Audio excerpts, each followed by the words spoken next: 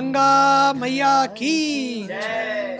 गंगा सप्तमी, माँ गंगा का पृथ्वी पर अवतरण। बड़ी ही प्यारी कथा है। राजा सगर के 60,000 पुत्र बड़े ही तपस्वी कपिल मुनि जी के श्राप से भस्म हो गए थे। उनके उद्धार के लिए कई पीढ़ियों तक साधना करनी पड़ी। तप हुआ, फिर भी बात ना बनी। फिर राजा भगीरथ ने कठोर तप साधना करके ब्रह्मा जी को प्रसन्न किया। ब्रह्मा जी ने वरदान दिया कि माँ गंगा पृथ्वी पर अवतरित होंगी, परंतु उनके वेग को धारण करने के लिए किसी दिव्य शक्ति की आवश्यकता है। तब भगीरथ जी ने भगवान शिव की आराधना की। शिव जी ने प्रसन्न होकर गंगा जी को अपनी जटाओं में धारण करने का वचन दिया और गंगा जी के प्रचंड वेग को नियंत्रित किया।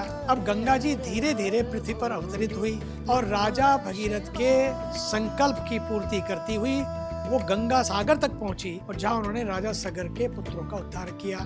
तब से लेकर आज तक माँ गंगा हम सबका उद्धार कर रही है। हमें पोषण, जीवन, जीविका सब कुछ तो दे रही है। माँ गंगा त्रिपथगामिनी है। स्वर्ग, पृथ्वी और पाताल तीनों लोकों में प्रवाहित होती है और चारों युगों से बह रही है।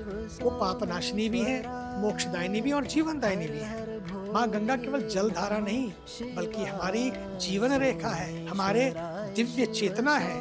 उनके स्मरण से, दर्शन से, स्पर्श से और स्नान से, ध्यान से जीवन शुद्ध और पवित्र हो जाता है। माँ गंगा केवल एक नदी नहीं, हमारी संस्कृति है, आस्था और सनातन मूल्यों की जीवन रेखा है। हम याद रखें, नदियां हैं तो दुनिया है, जल है तो जीवन है, पानी है तो प्रयाग है, जल है तो कुंभ है, तीर्थ है और संगम है। गंगा है तो सच मानिए हमारी संस्कृति का प्रवाह भी अटूट बहता रहेगा।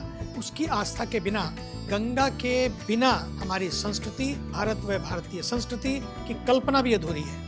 गंगा केवल नदी नहीं, माँ है जो वेदों के मंत्र, सनातन का प्राण और जीवन की चेतना को लेकर प्रभावित होती है। ये 2525 किलोमीटर का जीता जागता, चलता फिरता देवालय है। इस पवित्र प्राण तत्व को प्राणवान बनाए रखना अब हम सबकी जिम्मेदारी है, ताकि भावी पीढ़ियां क्या सोचेंगी हम निर्मल जल भी ना दे सके। माँ गंगा के दर्शन, वो आशीर्वाद हम सबको प्राप्त हो सके।